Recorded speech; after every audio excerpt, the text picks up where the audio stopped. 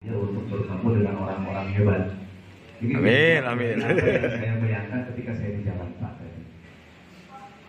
Jadi saya ucapkan terima kasih Pak Buya atas kesempatan saya untuk dapat hadir di sini bersilaturahmi dengan Bapak Ibu sekalian. Siap. Saya mungkin termasuk yang dadakan.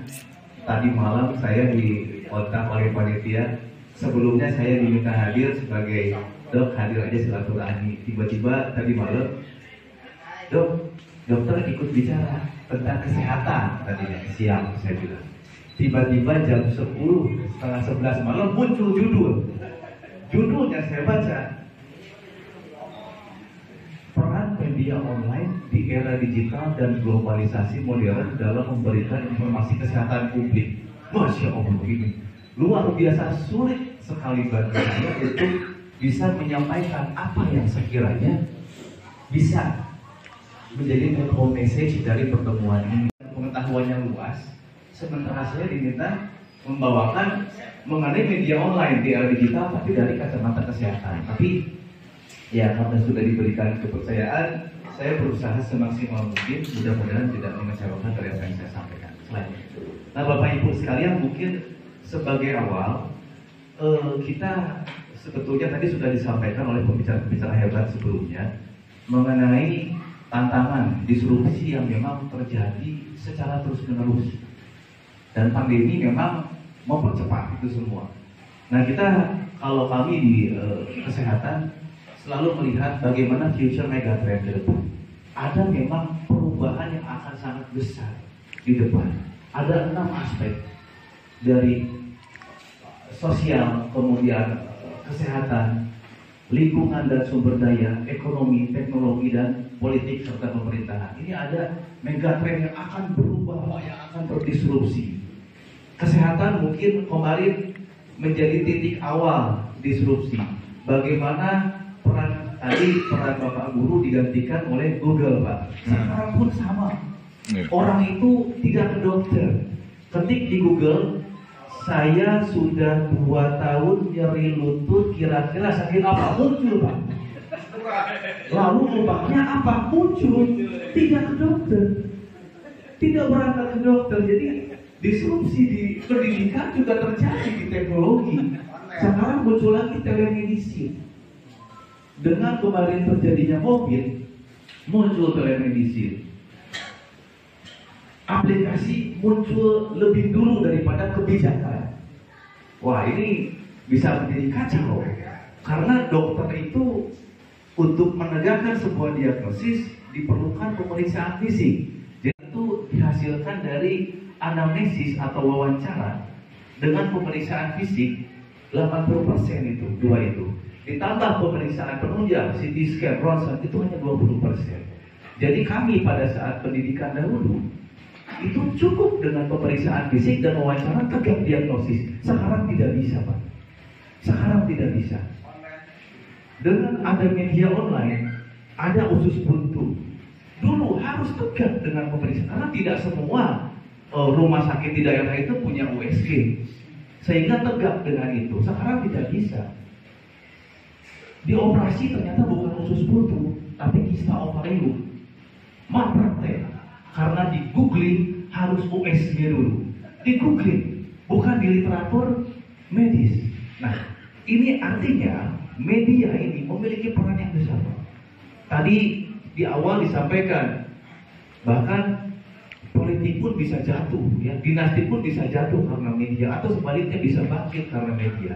Saya sebetulnya merasa beruntung, Pak, karena saya pun sangat dekat dengan rekan jurnalis yang ada di sekitar rumah sakit, dan rekan-rekan jurnalis lah juga yang membantu kami rumah sakit untuk menjadi rumah sakit yang tumbuh dengan cepat dalam periode 4 tahun. Sehingga ketika kemarin dok ada, saya tidak ragu, tidak berpikir panjang lagi, kita akan support kegiatan daripada Bapak Ibu sekalian. Saya membaca dari Sea Economic Forum 2021 bahwa sebelum pre-pandemi pengguna internet aktif di Indonesia itu hanya sekitar 170 juta sebelum pandemi. Setelah pandemi tumbuh pesat menjadi 220 juta. Artinya terjadi pertumbuhan 30 juta. Gila. Pengguna media, Bapak Ibu sekalian. Kebiasaan ini akan berubah menjadi kebiasaan baru karena disadari hal ini menjadi sesuatu kebiasaan yang memberikan kemudahan bagi orang dalam menjalani kehidupan. Semuanya dibuka Pak dengan media itu. Nah, ini kita bisa lihat bagaimana perbandingan pertumbuhan konsumsi digital di negara-negara. Kepentingannya beda-beda. Operasi untuk mengangkat tumor yang skala besar, kemoterapi untuk menyerang sel-sel tumor yang masih ada di dalam tubuh. Tapi pasien dengan serta-merta nggak mau dong. Kayak saya dipesankan, jangan mau nanti kamu kalau di kemo. Kenapa? Karena kalau di kemo itu cepat meninggal. Cepat meninggal. Padahal justru informasi yang benar itu yang sebaliknya. Ketika saya tanya, ibu tahu dari mana informasi tadi? Dari tetangga saya. Tetangganya itu menghadapi kondisi pasien dengan stadium yang berbeda, di usia berbeda, di jenis kanker yang berbeda. Tapi dia sampaikan kepada orang yang betul-betul berbeda kondisinya, tapi ditelan bulan-bulan oleh si pasien. Yang celakanya lagi, tetangganya ditanya, tahu dari mana? Katanya juga.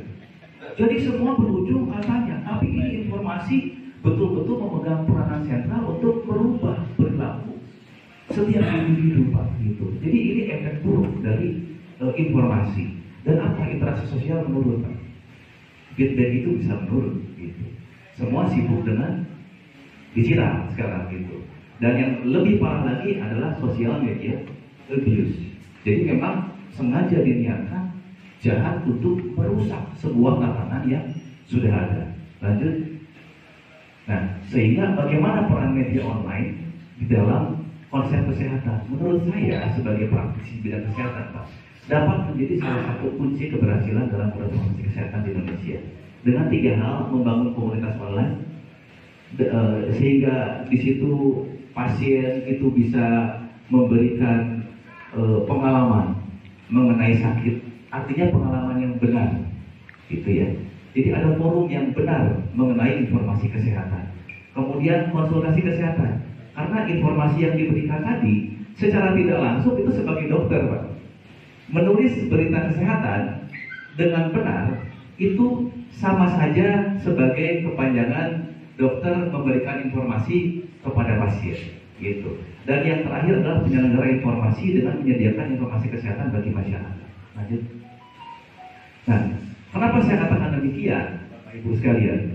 Sumber yang saya dapatkan dari Menkominfo dan Tempo per tahun 2022 ini ada 9.456 hoax ya di media itu, dengan 800.000 situs penyebar hoax dan 853-nya itu adalah hoax kesehatan. Lanjut. Nah, ini Pak. Jadi kalau kita membaca ini, tinggal kita mau dari perspektif mana. Ini sebetulnya ada peluang bisnis Pak. Kalau ini bisnis, kita kaitkan dengan media online, ada peluang bisnis di sini. Kalau kita langsung tadi berkompetisi dengan pemain besar, justru ya memang dibutuhkan juga suatu konsep dengan modal yang besar juga pasti. Tapi di sini saya ada peluang.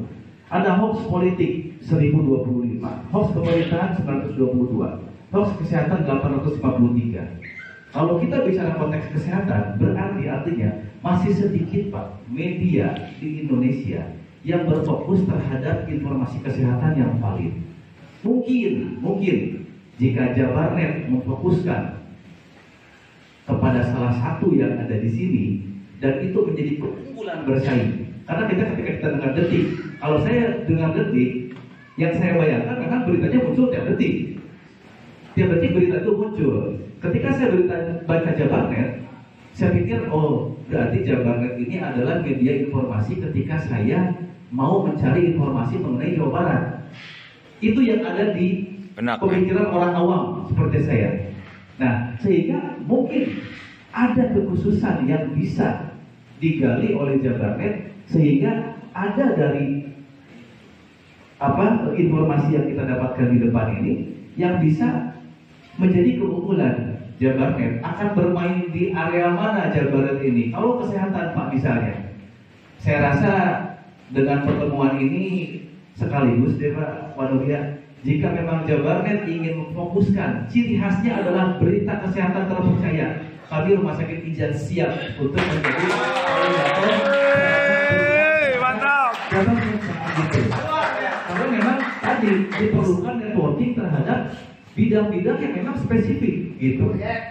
Nah itu saya rasa Pak Nuriha ya Bapak Ibu sekalian, ini suatu peluang. Saya akan begitu Bapak Ibu sekalian. Selain ya, nah ini Pak, ini saya dari semalam tuh baca sekali banyak buku dengan cepat Pak gitu ya. Karena saya khawatir saya akan berhadapan dengan para jurnalis. Untung saya tidak disampaikan kemarin, dok nanti yang datang juga ada aktivis. Makin gempur saya gitu kan bertemu dengan para aktivis. Nah ini kita lihat bagaimana proses informasi itu sampai dari mulai pemberi informasi dan itu diterima ya. Nah, saya merasa di communication channel lah kita bisa bermain. Ketika informasi itu dibuat oleh suatu sumber, maka kita akan membantu di dalam validasi. Karena yang celakanya sekarang di sisi center itu dia yang membuat, dia yang